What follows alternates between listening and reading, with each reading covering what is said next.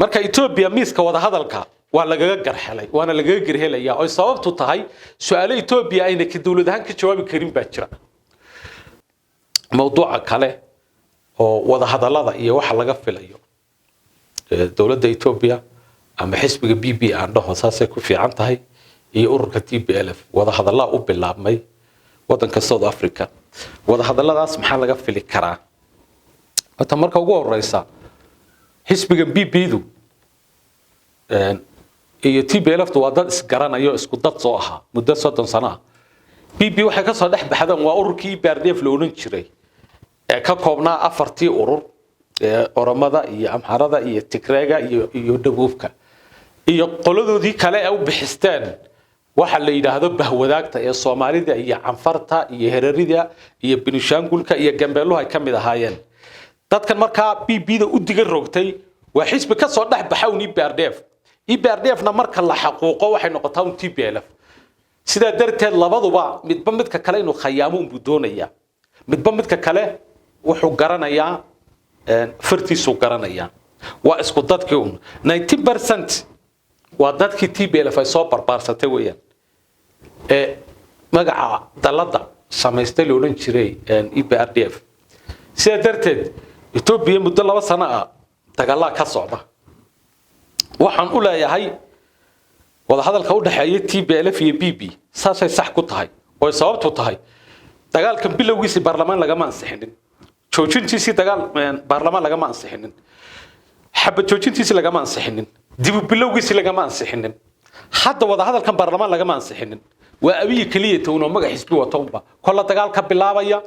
kala waanu hakinayle kala halka sano ku ekaanay kala waanu joojinay kala wada hadal baanu aqbalnay kala waanu diidnay intaas oo dhan bacid dalay la daba socdo ee kolba meeshu inoo u dhaqaajiya kuwa kalena u raacayaan guud ahaan waa xisbiga BB-da laakiin specifically waa isaga bay daba socdaan marka Ethiopia wada hadalkan haddaan ka eegno afar dhinac baan ka eegaynaa qoladan BB-du maxay rabtaa khiyaanadeedu waa noocma TPLF-na khiyaanadeedu waa noocma reer galbeedka maxay rabaan iyaguna African Union-kuna maxay rabaan BB-da haddaynu ku horeyno BB-du waxay rabtaa waxay leeyihiin Tigray dawlad baan u dhisaynaa inay dadka qaabka u bumbuuniyaan oo dadkii la kaxeeyo oo wadankii baanu qabanay maqalaan qabanaynaa ya good ha qabtaan inagu yaan la qabanin malihi laakiin waxaan idin sheegayaa meesha waxa yaalo wuxuu yahay si aad u fahantaan wixii runa wuu iman doonaa laakiin BB-du waxay leedahay bargaining power baan sameynaayo kolka hore wadankii baynu galeynaa marka magaalooyin badan bay qabsadeen dagaalna uu ka socdaa wali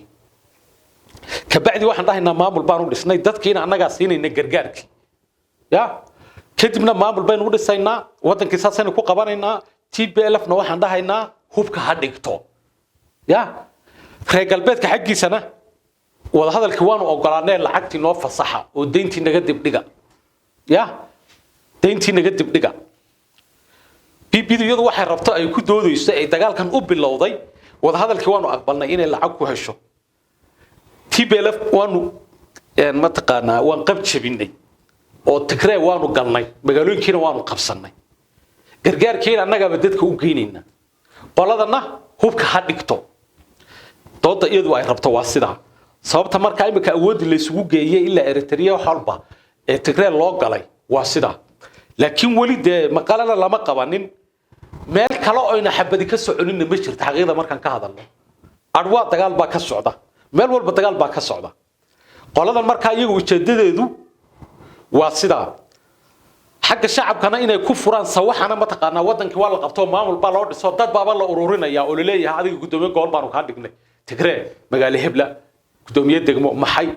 shacabkii Tigrayga ahaa oo meelaha xabsiyada ku jira baa la keenay oo leeyahay waxaanu ka dhignay adiga isagoo dhisay iska joogoon maxay baanu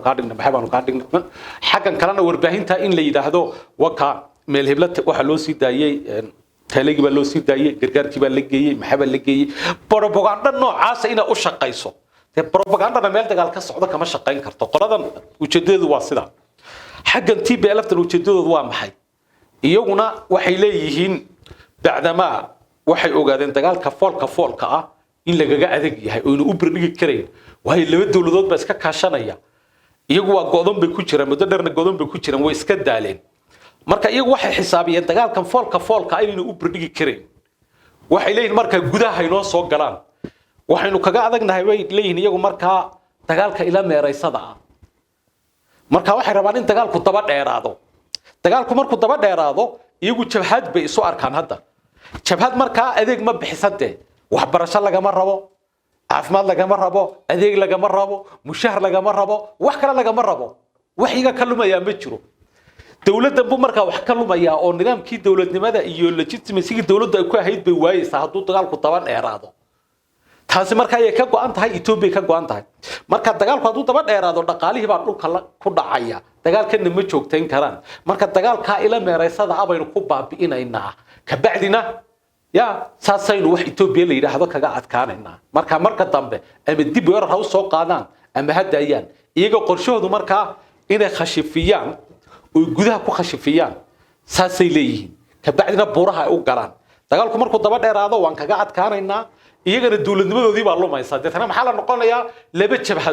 laba jabhadoodna ta dhulkeedii joogta baa laga yaabaa inay adkaatade iyaga xisaabtankoodu waa sidaa xaqan kalena waxay rabaan shacabka dilkiisu markuu bato iyo deeradaha rusheynayana beeshii caalamka waxay kaga rabaan dhawaaq wada hadalkan markaa iyagu waxay ku rabaan inay u goyso kow in xabadda iyo dagaalka la joojiyo gargaarkii loo fasaxo iyo in Eritrea meesha ka baxdo tigraagu iyagu waxay rabaan waa inta markaa hadda wada hadalkan dhanka reer galbeedku Ethiopia waxay ku cadaadinayaan kow inay dagaalka joojiso waxa kale ka rabaan inta badan waxa loo arkaa inay xagga tigraaga ay saarayaan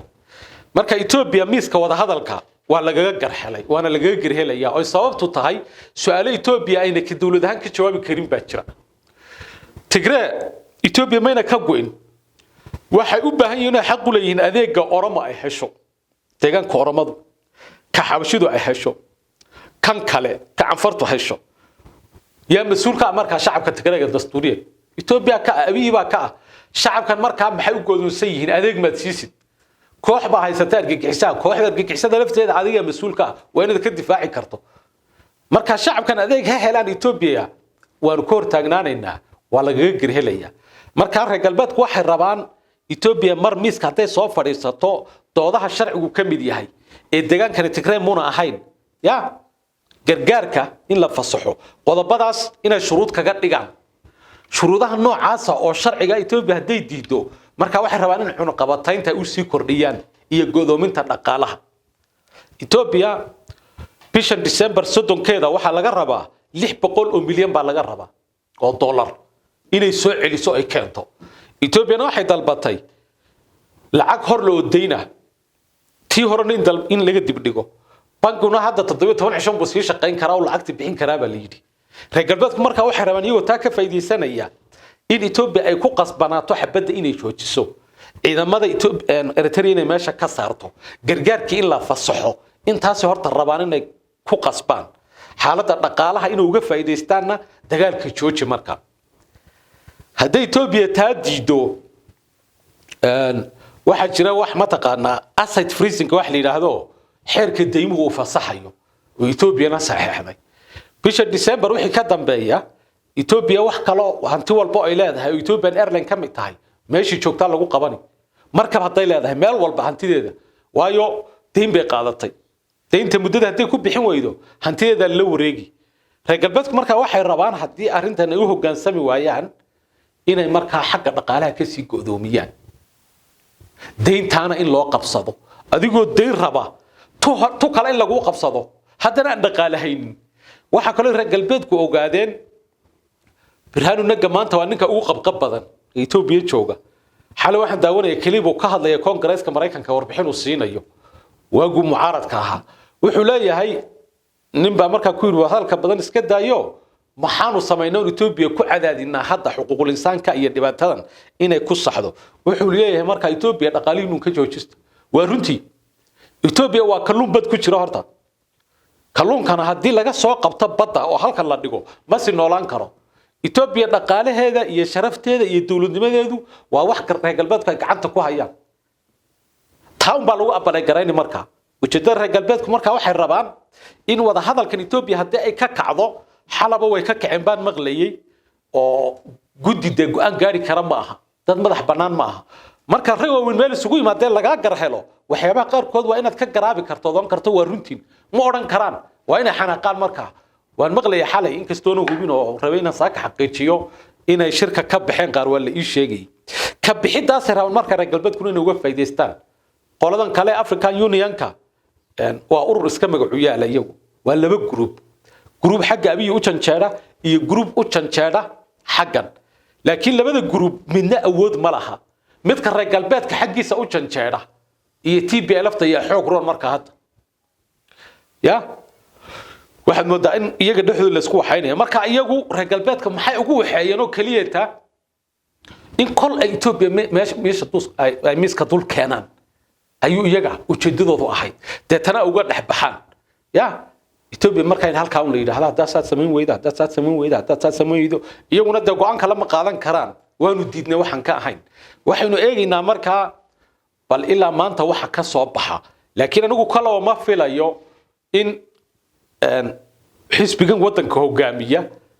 iyo ninka hogaamiya in xaqiiqda wadanka inta uu soo noqdo marnaba ya uu soo qaadanayo go'aamo muhiim ah oo meesha wadanka xabada laga joojinayo oo wadanka lagu samata bixinayo waayo wuxuu haduu xisbi yahay haduu gudoomiyo khaldama intii kala joogto oranaysa waxa sima soconayo 1 iyo 2 ma jiro xisbi ma aha waa shakhsi marka waxaynu eegaynaa wixii ka soo baxa mawduucan halkaas aan ku soo gabagabeeyay